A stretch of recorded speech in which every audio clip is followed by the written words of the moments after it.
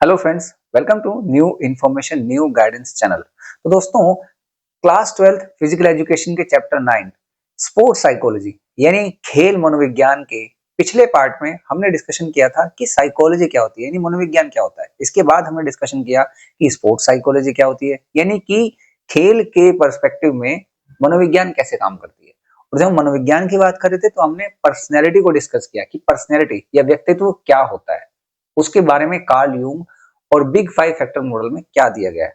और फिर उसके बाद हमने बात की कि मोटिवेशन किसे कहते हैं और मोटिवेशन को लेकर के क्या स्ट्रेटजीज हम अपना सकते हैं जिससे कि हम स्पोर्ट्स में एथलीट्स को मोटिवेटेड फील करा सकें या उन्हें मोटिवेटेड रख सकें। अब हम इस पार्ट में बात करेंगे सबसे पहले कि एक्सरसाइज एडियरेंस क्या होती है, यानी कि व्यायाम पालन किसे कहते हैं। देखिए, अगर मैं व्यायाम की बात करूं या मॉर्निंग एक्सरसाइज की बात करूं, ये एक ऐसी एक्टिविटी है जिनके माध्यम से हम अपने शरीर को हेल्दी रखने की कोशिश करते हैं। और ये एक ऐसी प्रैक्टिस है जिसे हम डेली या फिर कुछ एक दो दिन के बाद में डेली करने की कोशिश करते हैं। लेकिन इसमें एक चीज होती है कि इरेगुलरिटी बड़ी जल्दी इजीली हो सकती है। इरेगुलरिटी मतलब कि हमने स्टार्ट तो किया लेकिन वो जल्दी ही छूट गया और हम उसे डेली नहीं कर पा रहे हैं, ऐसी चीज। अब ये तो हुआ व्यायाम पालन कि भाई व्यायाम पालन कई लोग बड़े इजीली कर पाते हैं और कई लोगों को थोड़ा चैलेंजिंग होता है अपने डेली एक्टिविटीज की वजह से। लेकिन बात यहाँ पर यह आती है कि हम व्यायाम करते क्यों हैं, व्यायाम करने के कारण क्या है। तो अगर हम व्यायाम करने के कारणों पर चलें तो इसमें सबसे पहली बात यह आती है कि भाई हम ये कोशिश करते हैं कि हमारा जो फिजिक है या हमारा जो शरीर है वो एक तरीके से अट्रैक्टिव हो या सुंदर हो, और हम और हमारे आसपास के लोगों को हमारी जो फिजिक है वो बेटर लगे।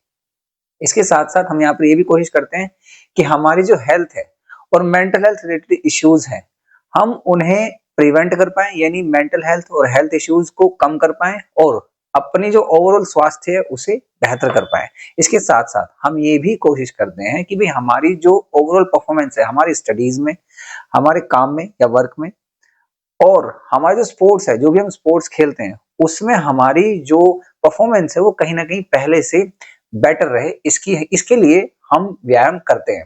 अब ये तो बात हुई कि हम व्यायाम करते क्यों हैं, लेकिन व्यायाम के लाभ हमें क्या मिलते हैं, हम व्यायाम करते क्यों हैं। तो अगर हम व्यायाम के लाभ की बात करें तो यहाँ पर हम 4 पॉइंट्स देख सकते हैं। पहला, व्यायाम का लाभ हमें हो सकता है शारीरिक रूप से, दूसरा मानसिक रूप से, तीसरा स्वास्थ्य संबंधी यानी हेल्थ रिलेटेड हमें बेनिफिट मिल सकते हैं इससे, और चौथा सामाजिक लाभ भी हमें व्यायाम से मिल सकते हैं। अगर हम वन बाय वन इन लाभ को डिस्कशन करें तो हम ये देखते हैं कि अगर हम शारीरिक लाभ यानी कि हेल्थ रिलेटेड लाभ यहाँ पर देखें तो ये है कि भाई इन्हें करने से शरीर के जो अलग अलग सिस्टम है उनकी वर्किंग एबिलिटी बढ़ती है।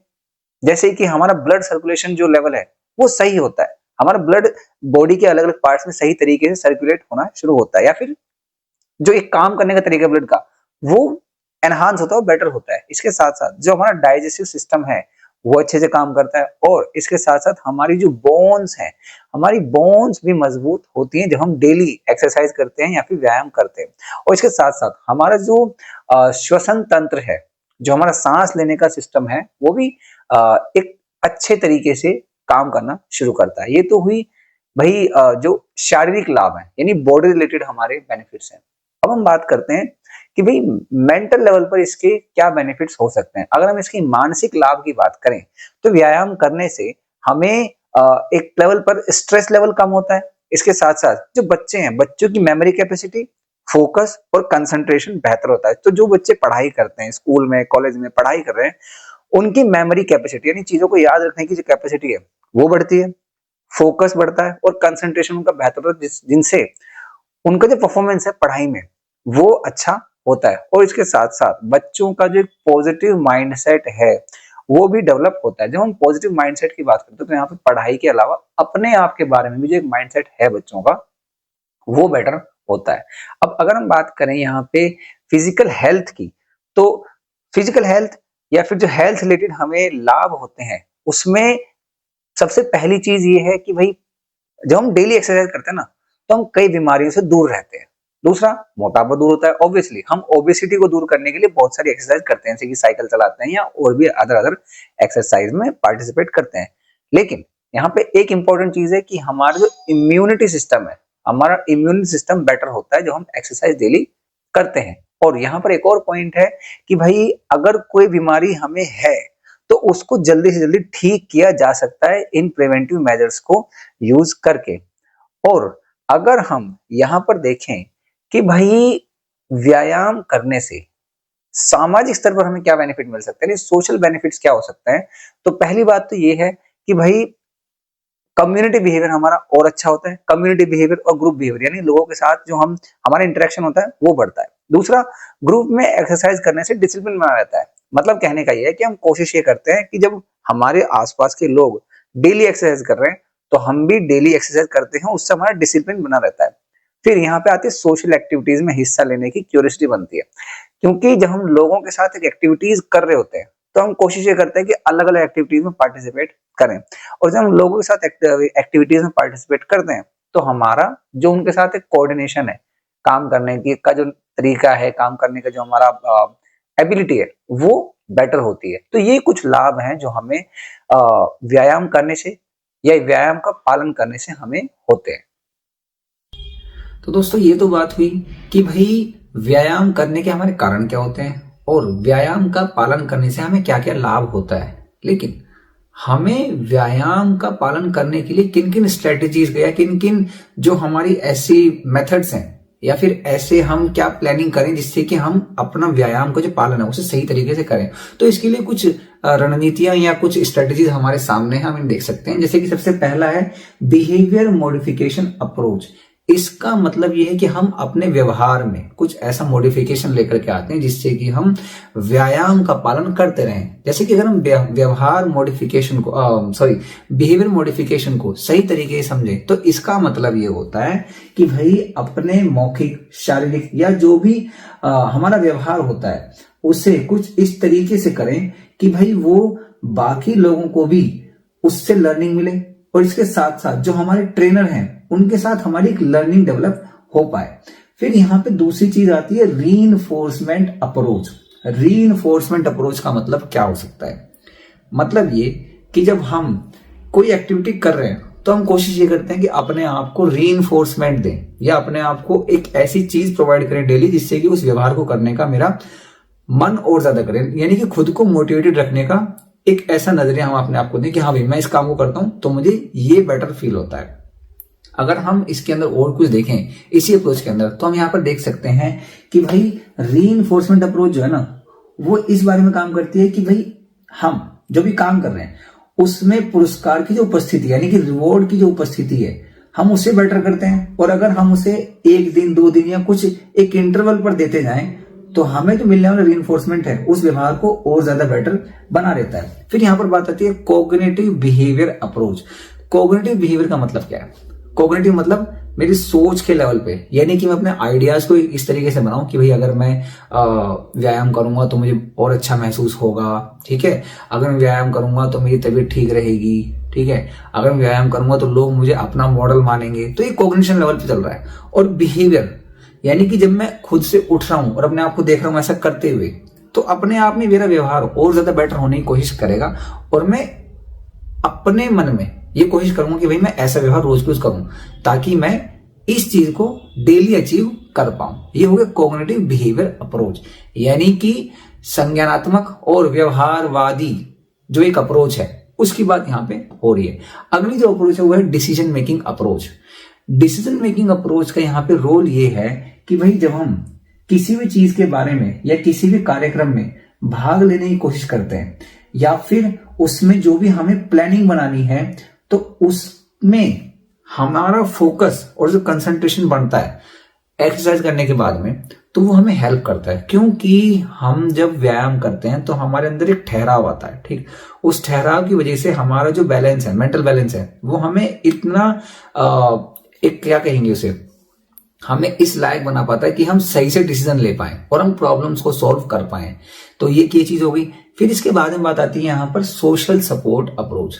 सोशल सपोर्ट अप्रोच का मतलब यहाँ पर ये है कि भाई जब हम व्यायाम का पालन करते हैं तो पहली बात तो हम जिन लोगों के साथ कर रहे हैं हमें लगता है कि हम मेरे साथ एक सपोर्ट है, ठीक है, मेरे साथ एक सपोर्ट है जो मेरे को इस काम को करने में हेल्प कर रहा है। लेकिन साथ ही साथ उन लोगों को भी ये लगता है कि हाँ भाई, इसके करने से, इसके व्यायाम करने से हमें हेल्प मिल रही है। तो एक रेसिप्रोकल रिलेशनशिप है, आप भी उनकी हेल्प कर रहे हो और वो भी आपकी हेल्प कर रहे हैं इस चीज को करने के लिए। तो सोशल सपोर्ट सिस्टम या सोशल सपोर्ट अप्रोच इस प्रकार से काम करता है।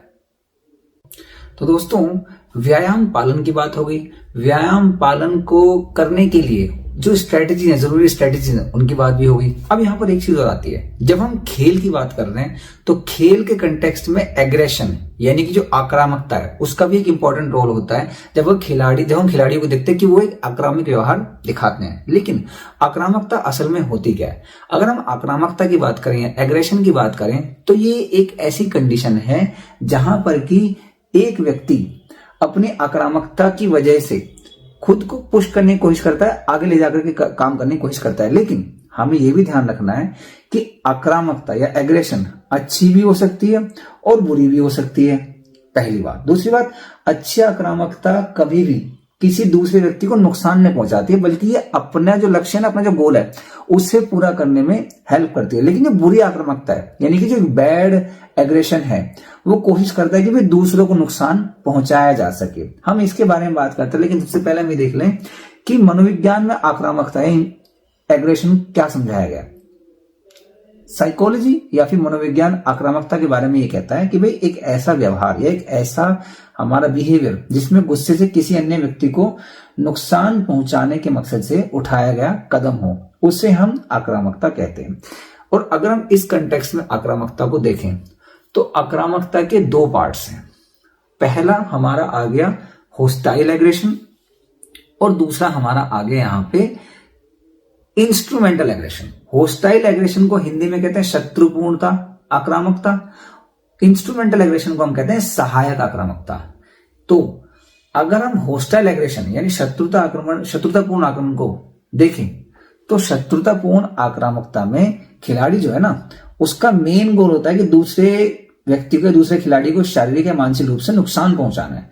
हालांकि पहले से योजनाबद्ध नहीं होता, लेकिन फिर भी इसमें ये कभी कभी गुस्से में आ जाते हैं और वो आक्रामक रूप में आकर किसी को चोट पहुंचा सकते हैं। जबकि अगर हम इंस्ट्रूमेंटल एग्रेशन की बात करें तो इंस्ट्रूमेंटल एग्रेशन में ये होता है कि हम अपने एग्रेशन का इस्तेमाल करके अपने गोल को अचीव करने की कोशिश करते हैं। यानी कि अगर क्रिकेट में बॉलर कोई बॉल डाल रहा है तो वो एग्रेसिव बॉलिंग इसलिए डाल रहा है ताकि वो एक लाइन लेंथ पे रह सके, ठीक है। वो बैट्समैन को मार नहीं रहा है, वो अपनी परफॉर्मेंस को एनहांस करने के लिए थोड़ा सा एग्रेसिव होकर के आ रहा है ताकि बॉलिंग कर पाए। अब ये तो हो गई बात एग्रेशन की। अब हम इसके थोड़ा सा आगे चलते हैं। दोस्तों, अब हम यहां पर बात करते हैं खेलों में जो हमारे मनोवैज्ञानिक जो एक तरीके से साइकोलॉजिकल एट्रीब्यूट्स होते हैं, हम उनकी बात करते हैं। जब हम साइकोलॉजिकल एट्रीब्यूट्स की बात करते हैं तो हम सबसे पहले बात करते हैं सेल्फ एस्टीम की, कि भाई सेल्फ एस्टीम क्या होता है। अगर हम सेल्फ एस्टीम की बात करें तो इसे हिंदी में कहते हैं आत्मसम्मान।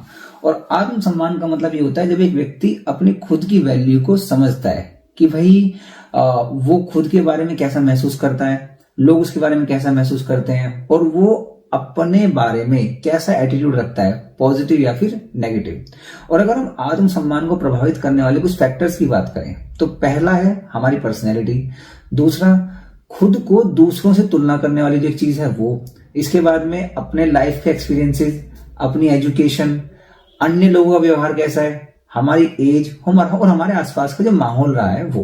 फिर खेलों में जब हम स्पोर्ट्स की बात करते हैं तो उसमें सेल्फ एस्टीम का रोल यहां पर आता है कि जब भाई हम एक गोल को अचीव करने की कोशिश करें, अपने निर्णय ले सकें, डिसीजन ले सकें। फिर हम ये कोशिश करें कि भाई दूसरों से हमारा जो रिलेशनशिप है वो कैसे बेटर हो पाए, एडेप्टिबिलिटी हमारे अंदर आ पाए, हम कैसे हाईली मोटिवेटेड रख पाए खुद को। तो ये तो हुई बात यहां पे सेल्फ एस्टीम की। सेल्फ एस्टीम के बाद यहां पर एक और साइकोलॉजिकल एट्रीब्यूट है जिसको हम बोलते हैं मेंटल इमेजरी, यानी कि अपने मन में जो एक मानसिक कल्पना होती है वो हम कैसे बना पाते हैं। अब मानसिक कल्पना क्या होती है, जैसे कि मान लो मैंने अभी यहां पे बोला कि आप सोचिए एक सफेद हाथी दिखने में कैसा होता है, तो आपने दिमाग में एक हाथी की इमेज बनाई, फिर उसे व्हाइट कलर का कर दिया कि सफेद हाथी दिखने में कैसा होता है। हाथी तो हमने देखा है कैसा होता है, बट सफेद कैसा होता है वो उसको आपने इमेजिन कर लिया। दैट इज मेंटल इमेजरी, जिसे हम मानसिक कल्पना कहते हैं। तो मन में जब हम कुछ चीजों को सोचते हैं कि ये दिखने में ऐसी होगी या ये सिचुएशन, ये कंडीशन ऐसी होगी, तो हमारे मन में विचार भी वैसे ही आते हैं, हमारे इमोशंस वैसे ही बनने लगते हैं। जैसे कि अगर मैं कहूं कि भाई आप आंखें बंद करके सोचो कि आपके सामने एक बंदर बैठा हुआ है, बंदर के हाथ में केला है और दूसरे हाथ में चाकू है, तो आपको उस बंदर से केला लेके आना है।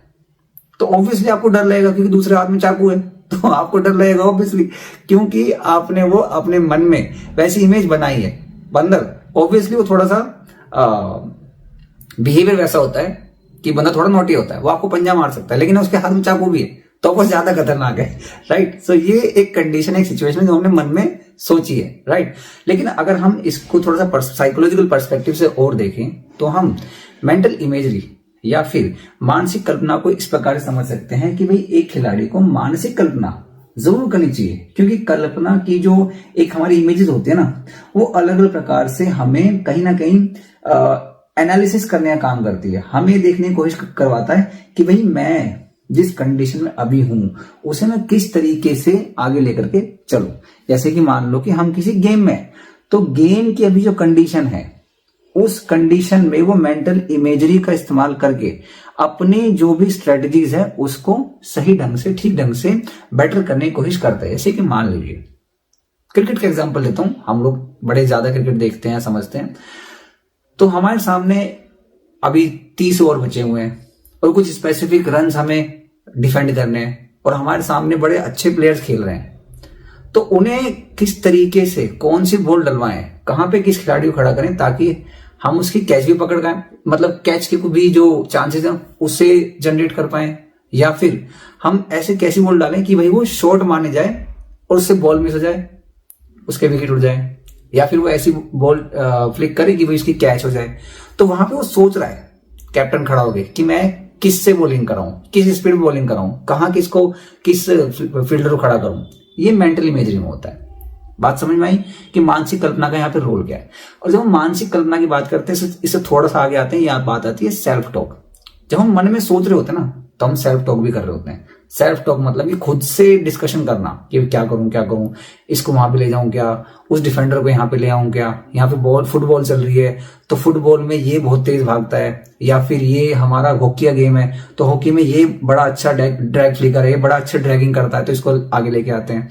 तो ये क्या है, अगर हम खेल मनोवैज्ञानिक के रूप से देखने की कोशिश करें तो हमारे पास वैरायटी ऑफ पर्सपेक्टिव होना चाहिए। ये नहीं कि मैं बस क्रिकेट का एग्जांपल ले रहा हूं, नहीं, हमारे पास अलग अलग पर्सपेक्टिव होना चाहिए जिससे कि मैं मेंटल इमेजरी के रूप में भी किसी को मोटिवेट कर पाऊं और इसके साथ साथ मैं ये भी बता पाऊं कि अगर किसी को सेल्फ टॉक करना है, वेदर ही और शी इज अ कोच और a player, is able to understand the perspective of the other player so that he और she can take the correct decision. कहने का मतलब ये है कि आप सेल्फ टॉक इस तरीके से कर पाएं जिससे कि आपकी जो समस्या है उसे सॉल्व कर पाएं, राइट। अब सेल्फ टॉक से आगे अगर हम आए तो यहां पर इसके आगे का पॉइंट बचा है, अब हम उसे देखते हैं। सेल्फ टॉक के बाद में जो अंतिम हमारा पॉइंट बचता है इस चैप्टर का वो है गोल सेटिंग। गोल क्या है? गोल मतलब हमारा एक ऑब्जेक्टिव है जिसको हमें अचीव करना है। मेरा गोल यहाँ पे क्या है, मुझे मैच जीतना है। किसी और का गोल क्या है, उसे ही मैच जीतना है ऑब्वियसली। तो हमारे सामने एक गोल है कि हमें मैच जीतना है। अब हम अपने गोल को जीतने अपने मैच को जीतने के लिए, इस गोल को अचीव करने के लिए हम क्या प्लानिंग कर रहे हैं, गोल सेट कैसे कर रहे हैं, क्या हमारा गोल हम अचीव कर पाएंगे, क्या मेरे पास ऐसी टीम है जो इस गोल को अचीव कर पाए। यहां पे हम बनाते हैं स्मार्ट गोल्स, SMART। स्मार्ट गोल का फुल फॉर्म होता है स्पेसिफिक, मेजरेबल, अचीवेबल और attainable, realistic and time bound. Specific का मतलब होता है एक ऐसा गोल जो कि स्पेसिफिक है, साफ सुथरा है। ऐसा नहीं कि मतलब कुछ वेग गोल हमने बनाया, नहीं जी। प्रतियोगिता में पहला स्थान प्राप्त करना हमारा स्पेसिफिक गोल है, या फिर इस मैच को जीतना मेरा स्पेसिफिक गोल है, बात खत्म। मुझे मैच जीतना है, मुझे कुछ नहीं पता।